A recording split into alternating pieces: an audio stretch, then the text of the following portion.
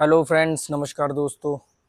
अ, थोड़ी सी आवाज़ हो सकता है कम आ रही हो या बीच बीच में हो सकता है कि थोड़ी सी डिस्टरबेंस आए, क्योंकि एयरपोर्ट पास में ही है तो फ्लाइट गुजरती है तो थोड़ा सा शोर आता है। तो आप कोऑपरेट कर लेना। बाकी मैंने माइक को नॉइज़ डिटेक्शन तो ऑन किया हुआ है, और अगर फिर भी आपको लगे आवाज़ कम है तो आप चाहे बढ़ा लेना। मुझे खुद नहीं मालूम कैसा रिकॉर्ड होगा ये वीडियो आवाज़ के मामले में। लाइट वगैरह प्रॉपर है। मैं इस समय थाईलैंड में चिंग माई एक शहर है, वहाँ पर हूँ। मैं पिछले 4 महीने से थाईलैंड में हूँ। बीच में 2 बार खाली हांगकांग और मकाऊ गया था मैं। तो मैं मोस्टली पटिया में रहता हूँ, पटाया जिसको बोलते हैं। पर अभी मैं चिंग माई में आया हूँ। चिंग माई जो है वो थाईलैंड का दूसरा सबसे बड़ा शहर है, मतलब बैंकॉक के बाद ये दूसरा सबसे बड़ा शहर है और बहुत डेवलप सिटी है। और यहाँ पर आपको ज़्यादातर जैपनीज़ टूरिस्ट मिलेंगे, और यूरोपियंस भी हैं पर कम है। और यूरोपियंस में भी क्रीम क्लाइंट है, क्रीम टूरिस्ट है, और ज़्यादातर विद फैमिली होते हैं। और जैपनीज़ ज़्यादा है यहाँ पर। बल्कि थोड़ा सा, ये मेरा होटल है, इसके थोड़ा सा ही आगे एक जगह है निमन, बहुत पॉपुलर जगह है चिंग माई में, निमन। वहाँ पर जो जैपनीज़ पॉपुलर डॉग है हचीको, हचीको के बारे में आप जानते होंगे। वो, उसको वर्ल्ड्स लॉयल डॉग का खिताब मिला हुआ है, जो अपने मालिक के मरने के मेरे ख्याल से 10 से 12 साल तक उसका रेलवे स्टेशन पे डेली सुबह जाता था, मतलब मालिक को लेने, और शाम तक बैठा रहता था, क्योंकि वो छोड़ने जाता था और लेने आता था। तो मालिक जब मर गया तो वो सुबह जाता था और शाम को वहीं बैठा रहता था। 10-12 साल तक उसने ये किया। तो जैपनीज़ ने उसके नाम पर एक दिन भी बनाया हुआ है। यहाँ पर निम्मन में एक जैपनीज़ कॉम्प्लेक्स है बहुत बड़ा, वहाँ पर उसका स्टैचू है। जगह जगह जैपनीज़ उसका स्टैचू बनाते हैं। हचीको है उसका, आपको गूगल विकीपीडिया पे मिल जाएगा। रियल स्टोरी है, उसके ऊपर बहुत सारी मूवीज़ भी बनी है। तो ये चिंग माई एक हिल स्टेशन है, और ये लैंडलॉक है, मतलब यहाँ बीचेस वगैरह नहीं है, और पहाड़ों के ऊपर बसा हुआ है, और बहुत डेवलप शहर है। मतलब थाईलैंड का बैंकॉक के बाद यही एक शहर है जो सबसे ज़्यादा डेवलप है। ये नॉर्थ प्रोविंस में आता है, मतलब चाइना के नज़दीक पड़ता है ये, चाइना वाली साइड में, नॉर्थ प्रोविंस। तो मुझे वीडियो बनाना था, तो एक मुद्दे पर बात करनी थी। जैसे आप लोगों ने मेरा वो कर्जे वाले वीडियो बहुत देखे कि मैंने 22 लाख का कर्जा कैसे उतारा, मैंने होम लोन का कर्जा कैसे उतारा। तो मुझे बहुत सारे सवाल आने लगे उन वीडियोस के बाद में। मुझे बहुत सारे लोगों ने, मतलब पता नहीं लोगों को क्या लगा कि भाई मेरे वीडियो से उनको बहुत सारी हेल्प मिलेगी या मिल रही होगी। सीट कंफर्टेबल नहीं है, या पता नहीं मैं कंफर्टेबल नहीं बैठा हूँ। ठीक है। तो उन्होंने बोला कि यार हमें, कई कई कमेंट आए। जो कॉमन कमेंट था वो ये था कि भाई हमें कर्जदार बहुत परेशान कर रहे हैं, हमें कई जगह के मल्टीपल कर्जे देने हैं, एजेंसीज के हैं, और हमें मतलब क्या करें। तो मैंने कहा चलो मैं उस मुद्दे पर आप लोगों से बात करूंगा। तो कि कर्जा और कर्जदारों से कैसे बचे। कर्जा और कर्जदार दो अलग चीज़ है। जब हम जनरली कर्जदार कहते हैं तो वो इंडिविजुअल व्यक्ति होता है। जैसे मदर इंडिया में लाला सुखी लाल था, जो लोगों को पैसा देता है और दुआ करता है कि वो फंसे, और ताकि वो उसका मूल भी खड़ा रहे और वो ब्याज ले और बाद में उनके एसेट्स पर कब्जा कर ले। ठीक है। तो यही काम बैंक भी करते हैं। पर कर्जदार का मतलब होता है व्यक्ति विशेष, मतलब इंडिविजुअल लोगों से जब आप पैसा लेते हो तो मुझे कर्जदार कहते हैं, कि इनसे हमने कर्जा ले रखा है। तो मैं इसमें कुछ इम्पोर्टेंट टिप्स आपको दूंगा जो मैंने अपने उस दौर में यूज़ किए और अपने दिमाग को नियंत्रण रखा। हो सकता है आप लोगों की ये बात काम आ सके। ठीक है। इस वीडियो में मैं कोई अपना एक्सपीरियंस नहीं शेयर करूंगा, उस एक्सपीरियंस से जो कंक्लूज़न निकला वो बताऊंगा, और दूसरा मैं किस वजह से कैसे बच पाया, मतलब मैंने क्या तरीके अपनाए। तो सबसे पहले तो ये ध्यान रखना कि कुछ भी हो जाए, कुछ भी हो जाए, आपके दिमाग के ऊपर बहुत दबाव पड़ेगा, बहुत ही ज़्यादा दबाव पड़ेगा। लोग, आपको आपको एक कमाल की बात बताऊं, कि जितने भी कर्जदार हैं जिनके आपने पैसे देने हैं, चाहे वो संस्था हो चाहे वो कोई व्यक्ति विशेष हो, ये आपको टच नहीं कर सकते, मतलब 99% ये आपको टच नहीं कर सकते।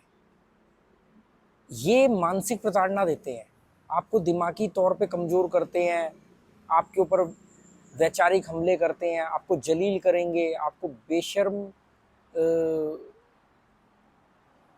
बेशर्मों की तरह आपके पीछे पड़ेंगे, आपको ऐसी ऐसी बातें बोलेंगे कि आप अंदर से टूट जाओ। ऐसे लगेगा जैसे कलेजा किसी ने तलवार लेके काट दिया है और फिर दूसरा आ गया उस पर नमक लगाने। जनरली कर्जदार आपका कलेजा काटेंगे, कट लगाएंगे, और जो आपके वेल विशर हैं, करीबी लोग हैं, वो उस पर नमक लगाएंगे। ऐसा होता है। तो एक बात ध्यान रखना, ये सारी दुनिया मिल करके आपके, जब आप फंसे होते हो, क्योंकि सारी दुनिया नतीजा प्रधान है, रिजल्ट ओरिएंटेड है, मतलब आपके नतीजे अच्छे आएंगे तो सलाम ठोकेगी, कहेगी हमें तो पहले से पता था, हमें तो पूरा विश्वास था, और नतीजे खराब आएंगे तो ये आपको नहीं छोड़ेगी। तो नतीजा प्रधान है। तो अब हम बात कर रहे हैं जब नतीजे खराब आ रहे हो, जब आप कर्जों में फंसे हों, कर्जदार आपको परेशान कर रहे हो, तो ये आपके साथ एक ही तरीका अपनाएंगे, वो है आपको मानसिक प्रताड़ित करेंगे, आपके ऊपर वैचारिक और दिमागी हमले करेंगे, आपको जलील करेंगे, आपके जज्बातों को ठेस पहुंचाएंगे, आपको खूब अंदर से तोड़ेंगे, बेइज्जती करेंगे, आपके अपनों की, जिनके साथ आप जुड़े हुए उनकी बेइज्जती करेंगे, उनके थ्रू आप पर हमले करेंगे। मतलब आपके बीवी बच्चों को ऐसी बातें बोलेंगे कि वो कभी ना कभी आपके साथ शेयर करें तो आपको बहुत तकलीफ हो, क्योंकि आप अपने लिए तो झेल लोगे, पर जब आपके अपनों को कोई बात सुननी पड़ेगी आपकी वजह से, तो आप वहाँ पे टूट जाओगे। तो कुछ भी हो जाए, कुछ भी हो जाए, एक बार फिर बोल रहा हूँ, कुछ भी हो जाए, टूटना मत। मायूस हो जाना, उदास हो जाना, चिंतित होना, निराशावादी भी हो जाना, एक बार को निराशा हाथ लगे तो निराशा भी हो जाना, वो भी स्वाभाविक है, उससे भी वापस आ जाओगे। बस टूटना मत। निराश हो गए, उदास हो गए, परेशान हो गए, उम्मीद खो दी, सब कुछ हो गया, उम्मीद भी खो दोगे ना, निराशा तब भी आती है, पर एक काम मत होने देना, टूटना मत। टूटना बहुत खतरनाक, अगर टूट गए तो फिर नहीं इससे मिट पाओगे।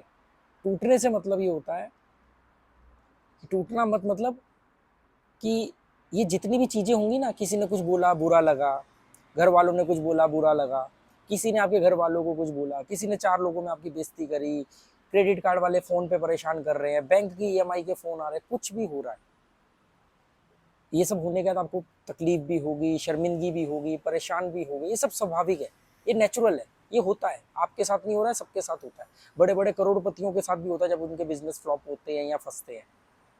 पर टूटना मत।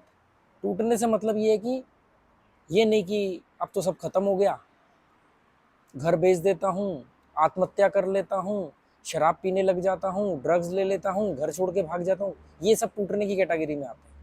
कुछ भी हो जाए, टूटना मत, टूटना मत, ठीक है। ये सबसे बड़ा एक मूल मंत्र है। कुछ भी हो जाए, पूरी दुनिया आपके खिलाफ खड़ी होगी, आपको लगेगा मैं अकेला हूँ, अब तो मैं फंस गया, अब तो मेरी जिंदगी खत्म है, वहां पर टूटना मत, ठीक है। बाकी प्रक्रिया, गुस्सा आएगा, फ्रस्ट्रेशन होगी, बौखलाहट होगी, सब कुछ होगा, ये नेचुरल है, पर टूटना मत। अगर टूट गए तो फिर सब खत्म है। दूसरा एक और मूल मंत्र है, कुछ भी हो जाए, एक बात ध्यान रखना कि आपका सबसे बड़ा साथी आपके साथ है, जो आपका साथ दे रहा है, आपके साथ है, वो है आप खुद। आपका सबसे बड़ा साथी आप खुद हो। सेल्फ मोटिवेशन, तो अपने आप को लगातार सेल्फ मोटिवेट करते रहना। अपने आप से एक बात हमेशा कहना, nobody can use my mind. दुनिया मुझे नहीं समझ रही है, मेरा वक्त सही नहीं है, मेरे नतीजे खराब आ रहे हैं, कोई बात नहीं, कर लो जो है करना, एक दिन तुम ही लोगों से मैं बुलवाऊंगा कि हमें तो पहले से मालूम था कि तू करके दिखाएगा कुछ। ऐसे ये सब बातें करके अपने आप को मोटिवेट करना। अभी आगे मैं टेक्निकल पॉइंट्स पे भी आऊँगा, अभी मैं आपको पहले सेल्फ मोटिवेशन की कुछ टिप्स दे रहा हूँ कि इस समय सिचुएशन में क्या करना है। देखो, ये वर्स्ट से वर्स्ट क्या कर सकते हैं, ये आपकी बेइज्जती करेंगे, ये आपके जज्बातों को ठेस पहुंचाएंगे। एक बात ध्यान रखना, लोग ये बोलते हैं लोग क्या कहेंगे, मेरी तो बेइज्जती हो जाए, कोई इज्जत बेइज्जती जैसी कोई चीज़ नहीं होती है। आपके नतीजे खराब आ रहे हैं, आपकी बेइज्जती हो रही है, आप आपको जलील कर दिया गया, पूरे समाज में, पूरे ख़ानदान में आपको बहुत नंगा कर दिया समझ लो। और उसके बाद अचानक आपके नतीजे सही आते हैं, यही सब लोग वापस आ जाएंगे। तो इज्जत बेइज्जती जैसी कोई चीज़ नहीं होती है। नतीजे खराब मतलब बेइज्जती होगी, नतीजे सही मतलब वापस इज्जत होगी। मैंने तो ऐसा अपने जीवन में कई बार किया। कई बार लोगों ने मेरे मुंह पे थूका है, और जिन लोगों ने थूका है नतीजे सही आने पर उन्होंने चाटा भी है। तो ये दुनिया का दस्तूर है। इसमें ये होने की ज़रूरत नहीं है कि यार मेरी बेइज्जती हो जाएगी। ज़्यादातर कर्जों में फंसे हुए लोग सबसे बड़ी गलती, एक सबसे बड़े कारण होता है जिसकी वजह से करते हैं कि लोग क्या कहेंगे, लोगों में हमारी बेइज्जती हो जाएगी। ये लोगों में जो बेइज्जती हो जाएगी, लोग क्या कहेंगे के चक्कर में वो कर्जों में आकर के बहुत गलत स्टेप ले लेते हैं। मकान बेच देंगे, सबको मतलब एकदम एकदम गिव अप कर देंगे। कारण सबसे बड़ा उसका ये तो लोग क्या कहेंगे। अरे भाड़ में जाए लोग, जिस दिन नतीजा आएगा सही वहीं पर लोग वापस आ जाएंगे। आपको मालूम है बेशर्म इंसान से लोग भी डरते हैं, और बेशर्म इंसान टूटते नहीं है। तो अगर आप कर्जों में फंसे हुए हो तो एक बहुत इंपॉर्टेंट टिप है, बेशर्म बनो। बेशर्म बनो, जलील होना सीखो। अगर इनके पास एक ही कमजोरी, आपको मालूम है क्रेडिट कार्ड अनसिक्योर लोन होता है। उसके क्रेडिट कार्ड, अगर आपने क्रेडिट कार्ड यूज़ किया और आपके पास किसी वजह से पैसे नहीं है देने को, आपका लॉस हो गया, कुछ भी हो गया, तो ये आपके खिलाफ कोई कानूनी कार्रवाई नहीं कर सकते, क्योंकि ये अनसिक्योर लोन है। हवाई जहाज जा रहा है।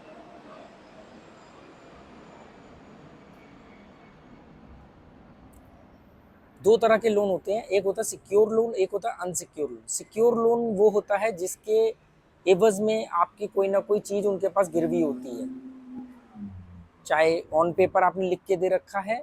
जैसे कार लोन है, कार लोन अनसिक्योर लोन नहीं है, क्योंकि अगर आप उसकी ईएमआई नहीं भरोगे तो वो कार उठा के ले जाएंगे। बाइक लोन अनसिक्योर लोन नहीं है, अगर आपने उसकी ईएमआई नहीं भरी तो उनके पास एजेंसीज होती हैं, रिकवरी एजेंसीज, वो आपको फॉलो करेंगी, झूठ सच बोल के फ़ोन करेंगी, आपको ट्रेस करके आपकी बाइक या कार जो भी है वो ले जाएंगी। इसको बोलते हैं, ये अनसिक्योर लोन नहीं है। अनसिक्योर लोन होता है जैसे पर्सनल लोन होता है, वो अनसिक्योर लोन होता है। क्रेडिट कार्ड का लोन है, वो अनसिक्योर लोन होता है। इनके ब्याज ज़्यादा क्यों होते हैं?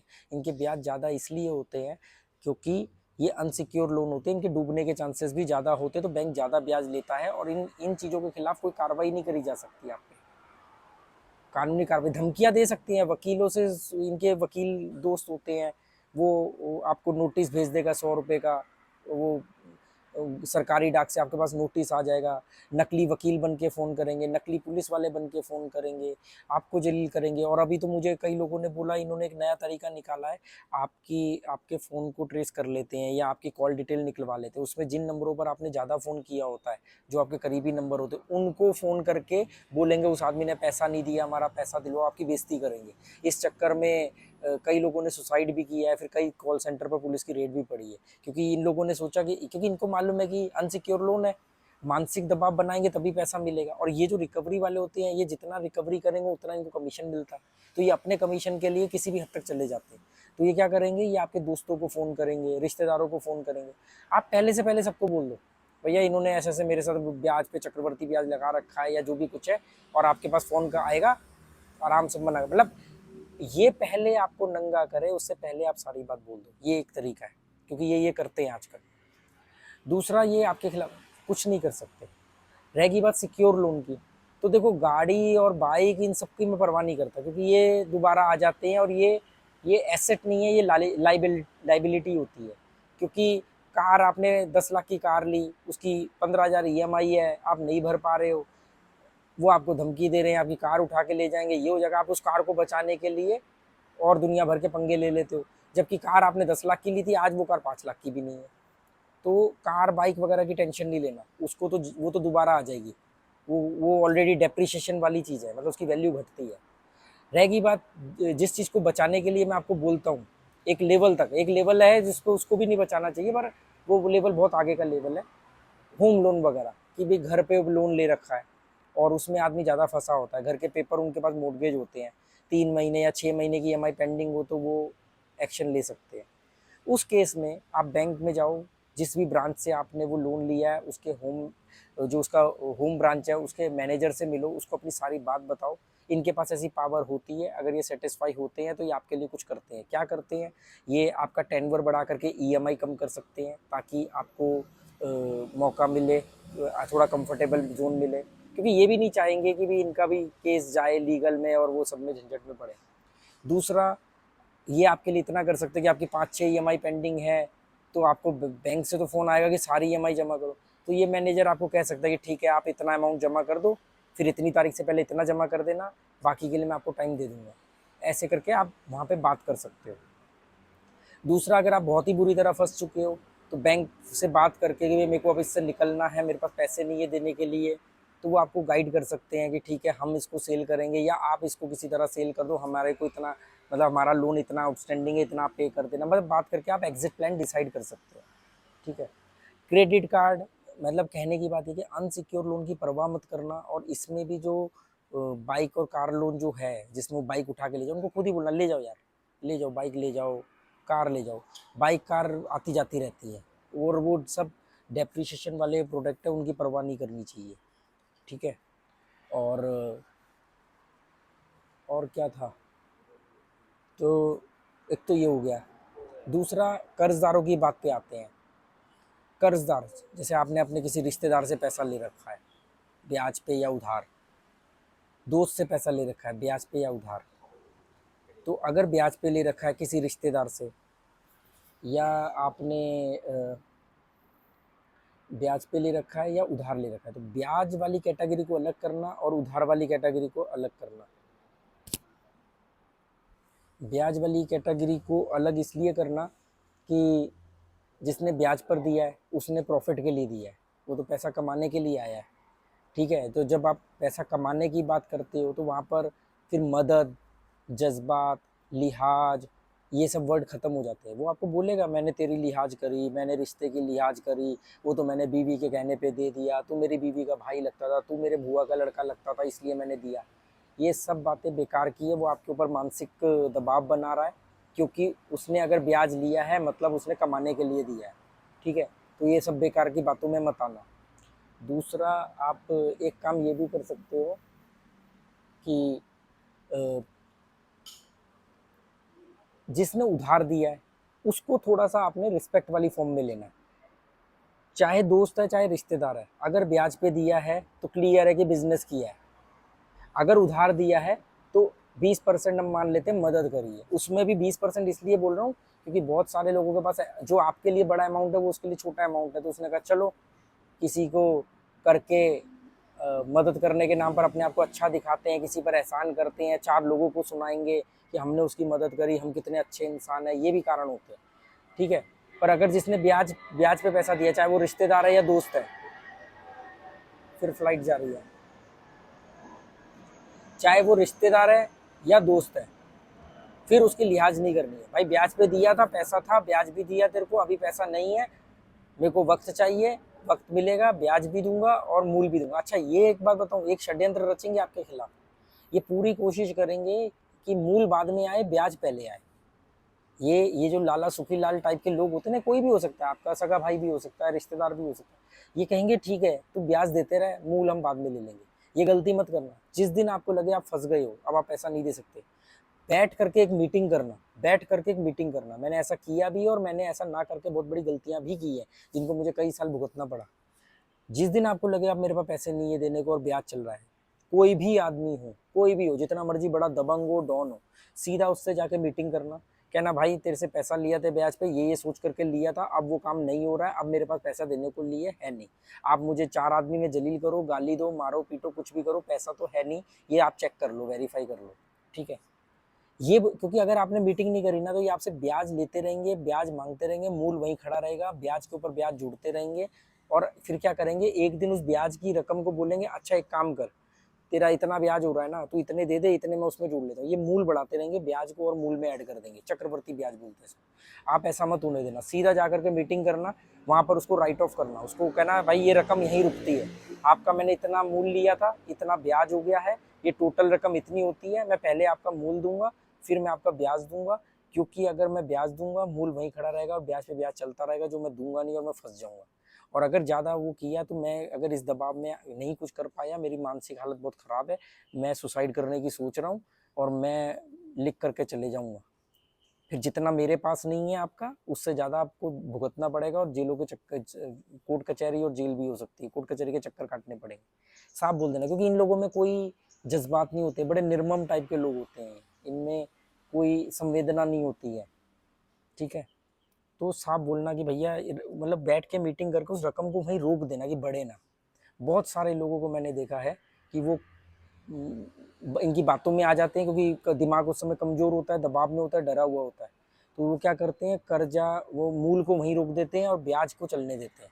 ऐसा मत करना, ब्याज को रोक देना, मूल को देने की कोशिश करना, ये सब इलीगल है, कोई आपके ऊपर नहीं। रहेगी बात गुंडागर्दी, बदतमीजी ये करे तो हाथ खड़े कर देना, कहना आजा भाई, जो करना है वो कर ले। अगर उसने एक थप्पड़ भी मार दिया तो फिर तो गया ही पैसा, क्योंकि फिर वो एक थप्पड़ के बाद क्या करेगा, रोज थोड़ी आके आपको मारेगा। बड़े से बड़ा गुंडा है, बड़े से बड़ा गुंडा है, अगर उसको मालूम है उसने हाथ उठाया तो वो, इनके पास एक कमजोरी होती है आपकी, समाज में लोग क्या कहेंगे, इज्जत बेइज्जती हो जाएगी, और आपके परिवार वाले इस समय साथ देने की वजह वो भी कहेंगे हमारी बेइज्जती हो जाएगी, बेइज्जती हो जाएगी। कोई बेइज्जती नहीं होती, हाथ खड़े कर देना, हाथ खड़े कर देना कि भैया मैंने ये पैसा लिया था, मैं ये मानता हूँ, पर अभी मेरे पास नहीं है, क्या करना है ये बता दो। अगर मुझे मारने पीटने से पैसा निकलता है तो आप एक काम करो, मुझे मार लो पीट लो। उन्हें भी मालूम है मारने पीटने से कुछ नहीं होने वाला, उनका पैसा डूब जाएगा, ये सिर्फ आपको डरा धमका सकते हैं, है ये सब इलीगल। ठीक है, और पैसे आए तो ईमानदारी से दे भी देना, पैसे आए तो ईमानदारी से दे भी देना। अब इसमें एक और चीज़ आपको ऐड करने वाला हूँ, किसी आदमी ने आपको पैसा दिया, चाहे ब्याज पे दिया, कई बार लोग इतने अच्छे होते हैं कि वो आपके लिए किसी और से ब्याज पे पकड़ के भी दे देते हैं। कई बार लोग अपना ही पैसा किसी और के नाम से ब्याज पर आपको दे देते हैं कि यार मैंने उससे लेके दिया, होता अपना ही पैसा, क्योंकि अपने मुंह से कैसे बोलेंगे हमने तुझे ब्याज पे दिया। कई बार सच्चे भी होते हैं ऐसे लोग कि भी सच में किसी और से आपको, इन लोगों को जानना और इनकी लिहाज करना, जिन्होंने मतलब सच में कि आपके लिए रिस्क लिया। अब इसमें एक चीज होती है कि एक आदमी के पास पैसा है, पैसे की जरूरत नहीं है, उसने कभी आपकी मदद करी, चाहे ब्याज पे चाहे उधार, अब उसके पास पैसा तो है, उसको ना पैसे की जरूरत है, पर उसको मजा आ रहा है, या वो पैसे के प्रति इतना लोभी हो चुका है कि वो नहीं चाहता कि उसका पैसा आपके पास डूबे, और वो उस पैसे के लालच में या आपको जलील करने के नाम पर, या आपको जलील करके अपने आप को सुप्रीमो सुपीरियर दिखाने के नाम पर आपकी रोज बेइज्जती कर रहा है, रोज फोन कर रहा है, रोज 4 आदमियों में गा रहा है, तो ऐसे आदमी की लिहाज मत करना, हाथ खड़े कर देना। जैसे ही आप अपना आकार बड़ा करोगे ये अपना आकार छोटा कर लेंगे, आप अपने आप को छोटा करोगे ये अपने आप को बड़ा करेंगे। ठीक है, थोड़ा कहा है, ज़्यादा समझना। जिन लोगों ने, और एक चीज़, हाँ अभी इसमें जो एक चीज़ मैं ये कहना चाहता था कि किसी ने सच में भी आपकी मदद करी है अपने पैसों से या किसी और के पैसे, इतना पता कर लेना कि अगर सच में वो फंसा हुआ है, मान लो वो सच में परेशान है, वो जिसने आपकी मदद करी वो खुद परेशानी में आ गया, तो उसके लिए जो हो सके वो करना, उसके लिए जो हो सके वो करना। एक आदमी है जो कह रहा है मैं फंसा हूँ, पर फंसा नहीं है, उसके पास पैसा है, बस वो मने मजा ले रहा है, या उसको अपना पैसा चाहिए, बस बस उसको पैसा चाहिए, पैसा बहुत है पर फिर भी चाहिए उसको आपकी परेशानी, तो वहाँ पर आपको ज़्यादा सोचने की जरूरत नहीं है। पर अगर कोई आदमी सच में परेशान है, जिसने आपकी कभी मदद करी थी, तो उसके लिए जो हो सकता हो वो जरूर करें, बात जरूर करें। ठीक है, दूसरी बात, एक गलती जो सब लोग करते हैं वो कभी मत करना, कर्जा उतारने के लिए जिंदगी में कभी भी कर्जा मत लेना, एक लोन उतारने के लिए कभी भी दूसरा लोन मत लेना, ये ट्रैप होता है, आपको मालूम ही नहीं पड़ेगा। मकड़ी के जाल होता है ना, जैसे मकड़ी एक जाला बुनती है, आप ऐसे धीरे धीरे खुद ही अपने आसपास एक जाला बुन लोगे और खुद ही उसमें फंस जाओगे। कभी भी कर्जा उतारने के लिए कर्जा मत लेना, किसी से आपने कर्जा लिया है 2% पे, इंडिविजुअल व्यक्ति से लिया है, वो बहुत आपके ऊपर दबाव बना रहा है और आपने उससे परेशान होकर के कहीं से 3% पे लेके उसको दे दिया, फिर कहीं से 4 पे लेके 3 वाले को दे दिया, ये गलती कभी मत करना। कभी कर्जा उतारने के लिए कर्जा मत लेना, कभी भी ये काम मत करना कि यार एक बड़ा लोन ले लूं और छोटे छोटे 4 लोन उतार देता हूं ताकि टेंशन खत्म हो जाए, नहीं, छोटे छोटे 4 लोन आप वक्त के साथ उतार लोगे, एक एक करके उतार लोगे, आपको मौके मिलेंगे, वो टुकड़ों में बटे हुए हैं। जब आप एक बड़ा लोन लेते हो तो लोग भी मदद करने से घबराएंगे, और दूसरा वो एक बड़े लोन का दबाव भी बहुत ज़्यादा होता है, और एक बड़े लोन को चाहे वो संस्था हो या इंडिविजुअल व्यक्ति हो वो भी बहुत सीरियसली लेगा, तो ये गलती भी मत करना। कि मेरे पास ही 2 3 4 लोन चल रहे हैं तो मैं एक बड़ा लोन ले लेता हूँ और फिर इन सबके दे देता हूँ, फिर मेरे को एक ही टेंशन रहेगी। दिमाग आपको ऐसा बोलेगा, आसपास के लोग भी ये सलाह देंगे, पर ये गलती मत करना, मत करना। एक और चीज, कर्जा उतारने के लिए कर्जा नहीं लेना, ये तो मैंने बोला। इसमें क्या होगा, कई बार यही लोग आपको सलाह देंगे, ये चीज़ बेच दे, वो चीज़ बेच दे, एक बार में उतार दे, क्या ये तो दोबारा बन जाएंगी। 1000 बार सोचना पहले। कर्जा उतारने के लिए कर्जा मत लेना, छोटे छोटे कर्जे उतारने के लिए एक बड़ा कर्जा मत लेना, 4 लोन छोटे उतारने के लिए एक बड़ा लोन मत लेना। ये सब आसान दिखेगा आपको, ये आपको बड़ा आसान लगेगा कि अरे यार 4 लोगों के तकादे से बच जाऊंगा, एक ही का तो तकादा आएगा। ये आपको आसान दिखेगा, पर ये मकड़ी का जाला है, आप इसमें फंस जाओगे। हिंदुस्तान के अंदर आपको कर्जदार बनाने के लिए, एक्चुअली में कर्जदार किसको बोलेंगे, कर्जदारों से बचने के लिए जो कर्जा देते हैं, और कर्जदार जिसने कर्जा लिया है, जैसे मर्जी समझ लेना यार। मतलब मोटी बात यह है कि आपको कर्जदार बनाने के लिए, मतलब कर्जे के नीचे दबाने के लिए साजिशें रची जा रही हैं। बैंक साजिश रच रहा है, कार कंपनियां साजिश रच रही हैं, हाउसिंग कंपनियां जो मकान फ्लैट बनाते हैं, बिल्डर हैं, जो होम लोन देते हैं, जो इंडिविजुअल जो फाइनेंस कंपनियां हैं, ये सब आपको कर्जे में फंसाने के लिए साजिशें रचती हैं, ऐड चलाती हैं, ऑफर देती हैं।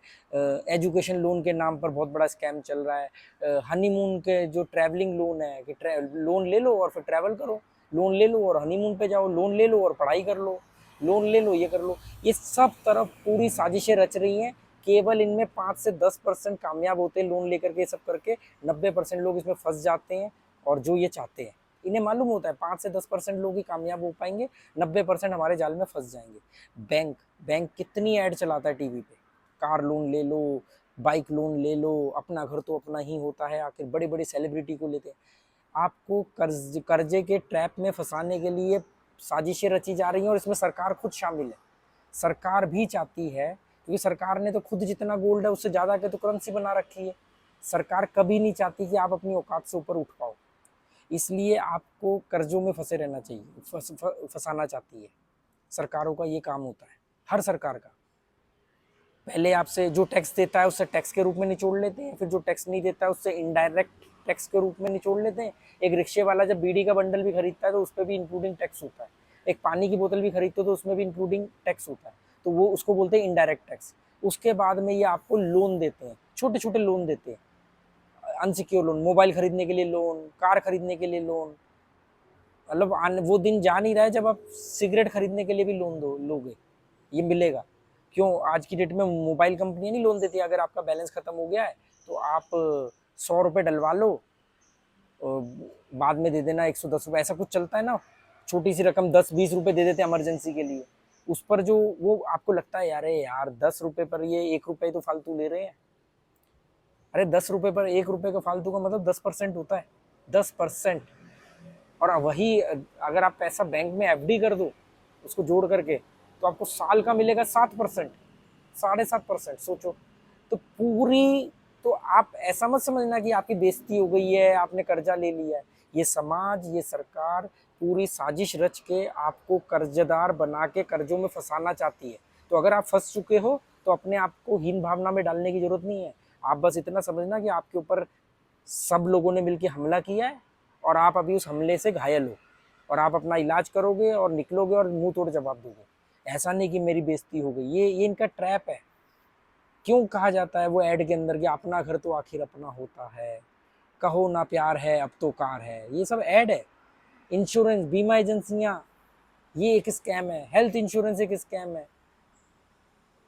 ये जो जीवन बीमा निगम बीमा होता है ये एक स्कैम है।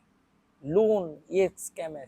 सिविल स्कोर बढ़िया करो, सिविल स्कोर खुद ही आपको बोल बोल के मोटिवेट करके सिविल स्कोर बढ़िया करवाते हैं, फिर खुद ही आपकी जेब में क्रेडिट कार्ड डालेंगे और फिर बाद में गुंडे भेजेंगे उसी की रिकवरी के लिए।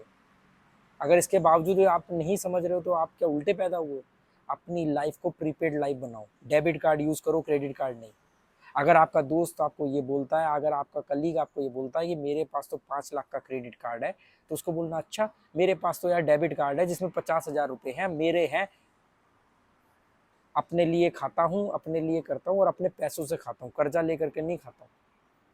अगर कोई आपको बोले ना कि मेरे मेरे पास 5 लाख का क्रेडिट कार्ड है, कहना कोई बात नहीं, मेरा डेबिट कार्ड है उसमें 5,000 पड़े हैं, पर वो मेरे अपने हैं, रात को चैन से सोऊंगा, किसी के बाप का नहीं देना है। वो 5 लाख का क्रेडिट कार्ड भी यूज करेगा ना, तो भी उसको मालूम है कि इतने तारीख से पहले पहले देना है। और क्रेडिट कार्ड का तो स्कैम आप जानते हो ना, आपको बोलते हैं कि आपको कितने 70 दिन मिलेंगे, आप आज खरीदोगे तो 70 दिन बाद पैसा देना, कोई ब्याज नहीं, पर वो 70 दिन शुरू होगा साइकिल के पहले दिन से। तो ये सब ट्रैप है, इनको समझना। अगर आप इस तरह की और वीडियो चाहोगे तो मैं बताऊंगा क्रेडिट कार्ड कैसे आपको फंसाता है। और अभी एक बात और दिमाग में आई थी, उसके ऊपर भी मैंने सोचा था कि मैं आपको बताऊंगा। हाँ, सोने के ऊपर, अगर आप लोगों के पास गोल्ड है और यहाँ आपने गोल्ड गिरवी रख दिया है, या गोल्ड गिरवी रखने की सोच रहे हो अपने आप को मुसीबत से निकालने के लिए, या गोल्ड गिरवी रख के कोई काम करने की सोच रहे हो, तो मैं उसके ऊपर आपको एक बेहतर सलाह दे सकता हूँ अपने तजुर्बे से। अगर आप चाहो तो मेरे को कमेंट कर देना। 30 मिनट 45 सेकंड का वीडियो यहाँ तक हो चुका है। अगर आप लोग यहाँ पर 30 मिनट 45 सेकंड तक पहुँचे हो तो मुझे टाइम लिख करके बता देना। और अगर आप चाहते हो कि इस तरह के ट्रैप में जो लोग फंस चुके हैं कैसे निकलें, और जो नहीं फंसे हैं पर वो चाहते हैं कि हमें अवेयरनेस रहे कि हम ना फंसे, तो मुझे कमेंट करना। मैं गोल्ड के ऊपर, वो गोल्ड कौन सा गोल्ड खरीदना चाहिए, गोल्ड को कैसे इस्तेमाल करना चाहिए, गोल्ड भी एक गलत तरीके से यूज़ किया तो वो भी आपके लिए एक ट्रैप बन सकता है, जाल बन सकता है, उससे कैसे निकलें। अगर आप लोगों का सोना गिरवी है तो क्या करना है, अगर आप लोगों को गिरवी रखने का सोच रहे हो तो क्या करना है। ये चीज़ हो गई। क्रेडिट कार्ड कैसे आपको यूज़ करना चाहिए या उससे कैसे बचना चाहिए, ये भी एक चीज़ हो गई। आप मुझे लिख देना 31 सेकंड पे 31 लिख के भेज देना, तो मैं वीडियो बनाऊंगा। क्योंकि आजकल मेरी वीडियो में थोड़ी दिलचस्पी नहीं है, मेरे ऊपर बहुत सारे कमेंट आ रहे थे तो मैंने ये वीडियो बनाया। पिछले 4 दिन से मैंने कोई वीडियो नहीं बनाया और मैं चिंगमाई आ गया था पटाया से निकल के। चलो दोस्तों, okay, good bye, thank you.